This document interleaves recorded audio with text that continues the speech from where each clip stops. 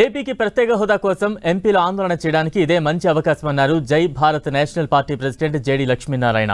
శ్రీకాకుళంలో ప్రత్యేక హోదా విభజన హామీల అమలు సమితి ఆధ్వర్యంలో ఏర్పాటు చేసిన రౌండ్ టేబుల్ సమావేశంలో ఆయన పాల్గొన్నారు. ఆంధ్రప్రదేశ్ విభజన హామీల కోసం మంచి అవకాశం దొరికిందని, రాజ్యసభలో బడ్జెట్ను అడ్డుకుంటే చాలు ప్రత్యేక హామీ లక్ష్యం నెరవేరుతుందన్నారు. ప్రస్తుతం కేంద్రానికి రాజ్యసభలో సరైన మెజారిటీ లేదన్నారు. ఇవే చివరి పార్లమెంట్ సెషన్స్ అని ఏపీ ఎంపీలు తమ ఆందోళనను కొనసాగించాలన్నారు. 10% మాత్రమే అందులో విభజన హామీల్ని పూర్తి చేయడం జరిగింది. మిగతా 90% హామీలు అలాగే ఉండిపోయాయి. దానివల్ల ఇది చివరి పార్లమెంటు సమావేశం కాబట్టి ఎన్నికల ముందు ఈ సమావేశంలో మీరందరూ కూడా పెద్ద పెట్టున వీటి గురించి మీరు ఆందోళన చేయాలి. ఆ తర్వాత ఇంతకుముందు మాట్లాడినట్టు బడ్జెట్ను కూడా మీరు స్తంభింపజేయగలిగితే ప్రత్యేక హోదా ఖచ్చితంగా రాష్ట్రానికి వస్తుంది. ఆ దిశగా మీరు ప్రయత్నించండి. లేకుంటే మేము కూడా ఖచ్చితంగా ఢిల్లీకి వస్తాం.